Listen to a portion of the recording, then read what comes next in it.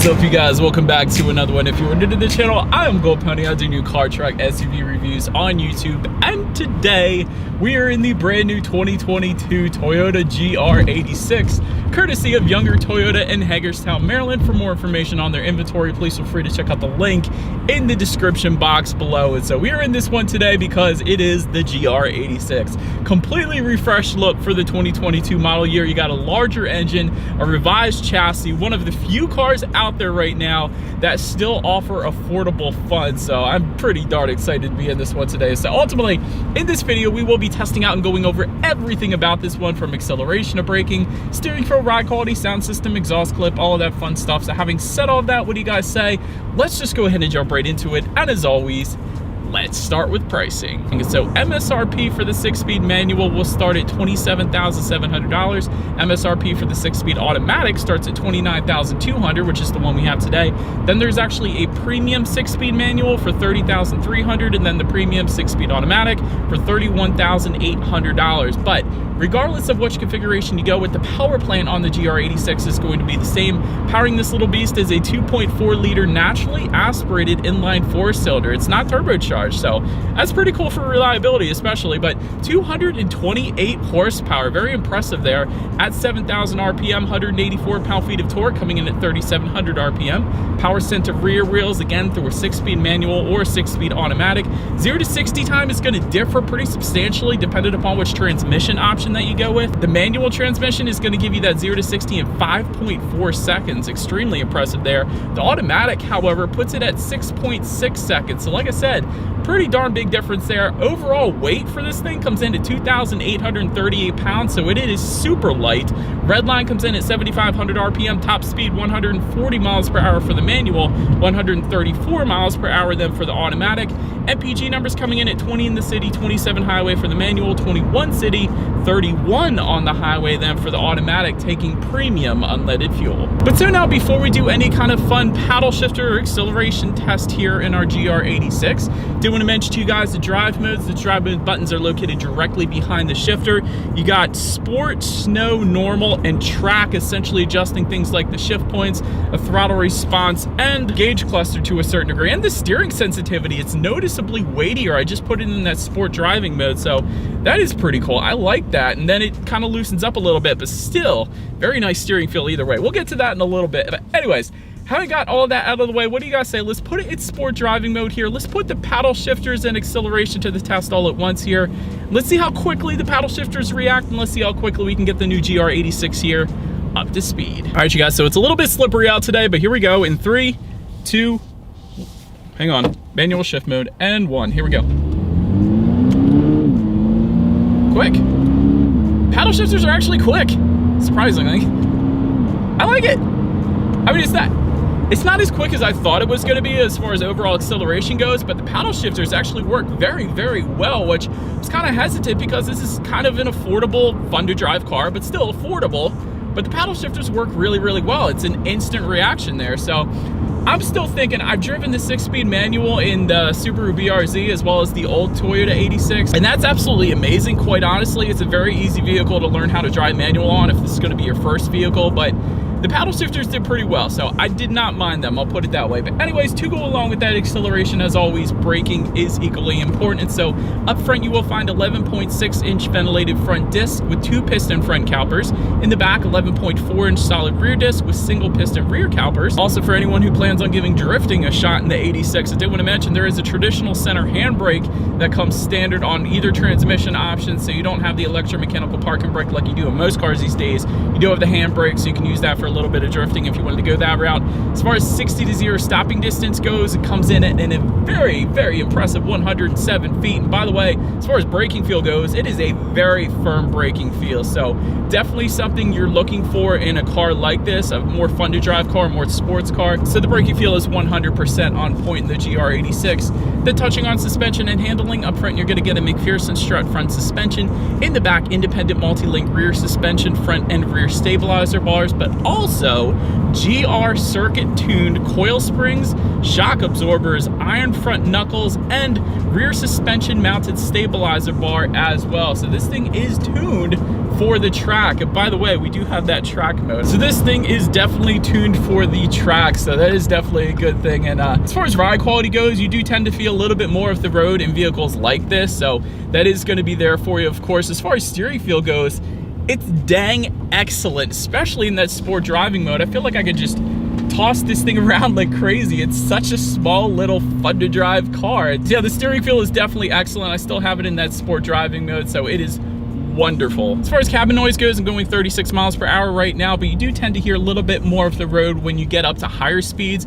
And if you put it in that sport driving mode, you hear a little bit of the engine as well, which isn't a bad thing in my personal opinion, but you do get a little more of that just because of the size of the car. And then touching on visibility, because it's so small, you can see perfectly fine out the back. So definitely not going to have any issues there. But pretty much rounds out the performance segment of this review, guys. Let's now go ahead and take a look at the exterior of our brand new 2022 Toyota GR86. All right, you guys, and so here she is, the new 2022 Toyota GR86, finished in track red. This is such a good looking car. Let's go ahead and start up front on this one. Gloss black front grille does come standard. You actually get the GR or Gazoo Racing badging found in the upper portion of that one corner there as well. Front air curtains again finished in black as well, helping direct air around the wheel and tire combination, which is always helping assist with aerodynamics. Then to the sides, LED headlights do come standard for every single trim level across the board. Gotta love that for added illumination at night. They also get auto leveling feature, which is pretty cool. They get LED daytime running lights. They got the automatic feature as well, meaning when it starts to get dark at night, those headlights will turn on automatically for you there.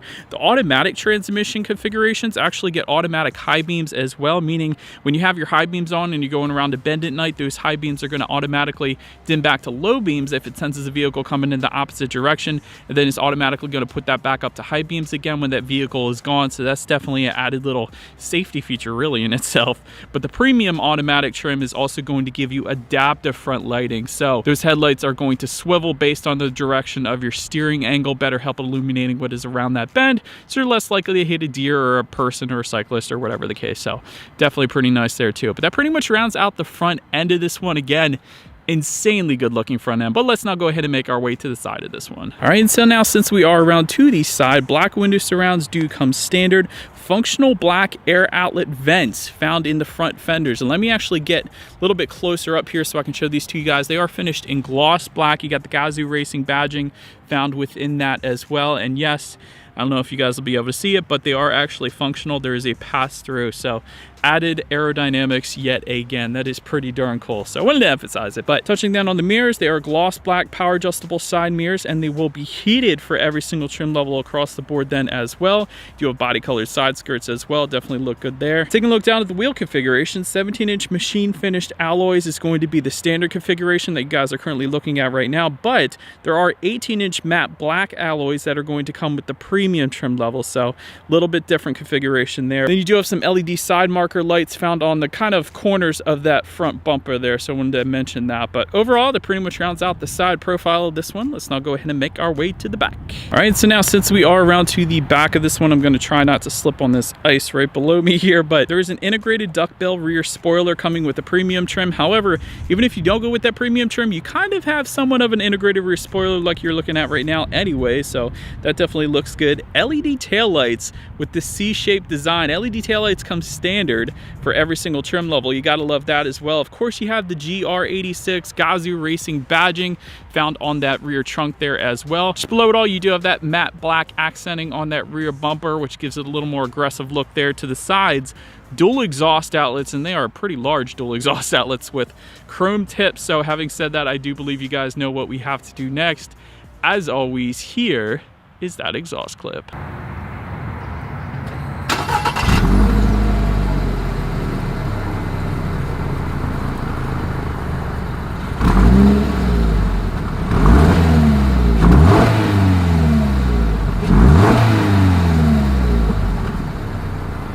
Alright, so now since we are around back of the 86, when it comes to opening that rear trunk, there is a button on the key fob. There is also a button by the driver's side left knee, and there is a black rubberized button directly on top of, or directly above the Toyota logo in the back there as well.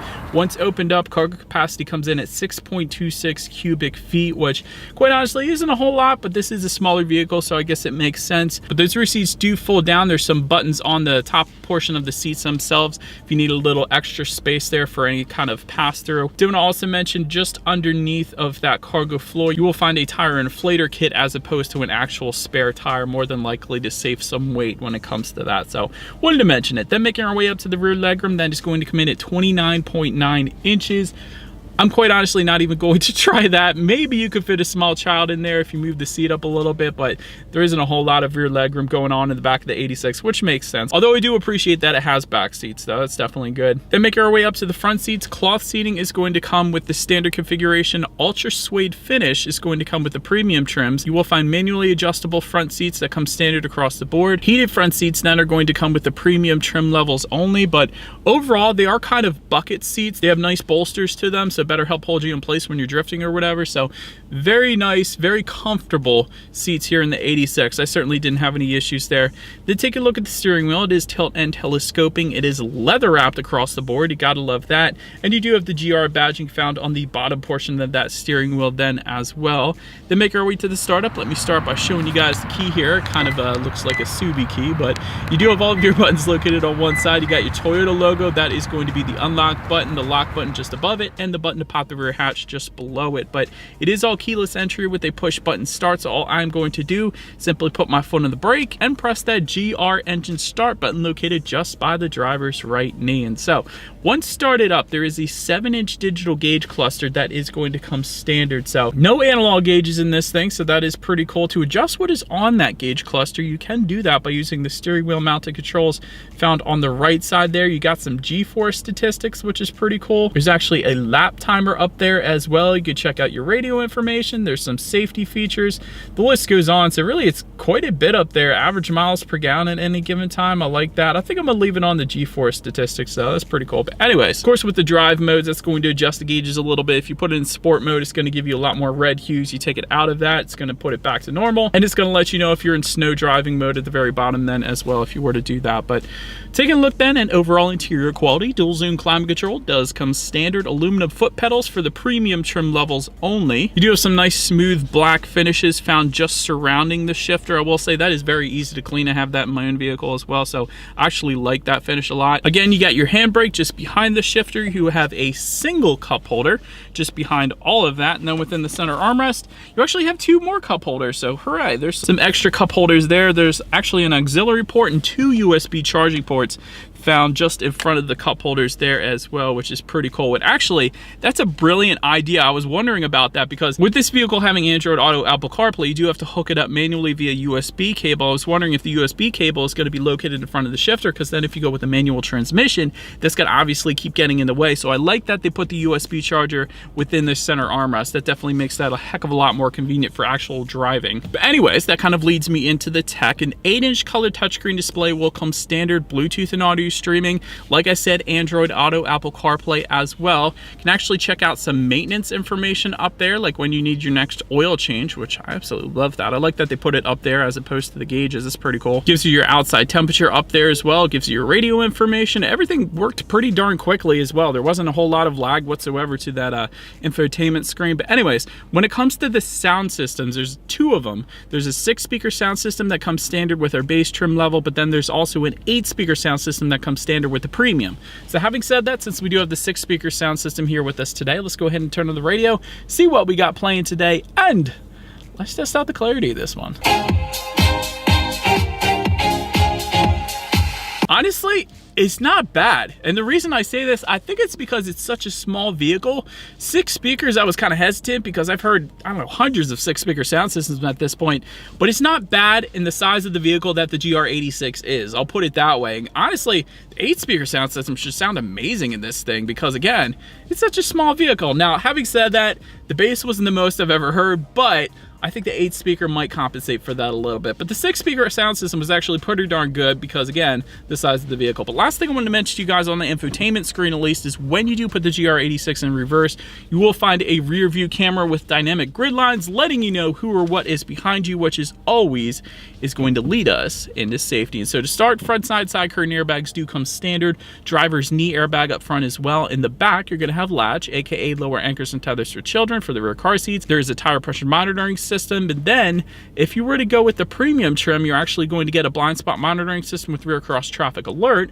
And then if you were to go with either of the automatic transmission trim levels, you will get a pre-collision system, pre-collision throttle management, adaptive cruise control, lane departure warning and sway warning, and automatic high beams as well. So overall, when it comes to my final thoughts here of the Hachiroku, great entry-level drift car. It's one of those things, if you can't afford a Z, maybe the Hachiroku is definitely going to be where it's at. So the other thing is, not many cars like this really exist anymore. The other car that I can see this being compared to the most is probably the Mazda Miata, but then again, if you were to go to the coupe version of the Miata or the Miata RF, you're looking at what, 45 grand or something like that, whereas this thing is 30,000 or just under 30,000. So this really is a heck of a deal for a fun to drive car at a lower price point. As far as comparing the trims a little bit, if you wanted more of the safety features, obviously go with the automatic. That's where you're going to get all of the safety features that you don't get on the manual. But on the other hand, if you want more performance, definitely go with the 6-speed manual, because you're going to be able to drift that one a heck of a lot better. It's going to be a heck of a lot quicker to 60 as well. And quite honestly, like I said, if that manual is anything like the last generation, it's extremely easy to drive. So definitely a very nice manual to learn how to drive on. Really, the only constructive criticism I can think of is the Android Auto Apple CarPlay. I do like that the wires are located within the center armrest, but still, wireless Android Auto Apple CarPlay would definitely be for the better. I know Toyota can do it. They do it on a lot of their other vehicles, so definitely wouldn't have minded if they put that maybe at least on the premium trim level of the 86. But anyways, that is about it for this one, you guys. Let me know what you think of the GR86 in the comments section below. Feel free to follow me on social media if you want to see what's coming up next on the channel before it actually gets to YouTube. Be sure to hit the subscribe and the bell notification button if you're into new car reviews. That is what we do here on this channel after all. Do appreciate you guys watching more than you know, and I will see you guys all in the next video. Stay gold.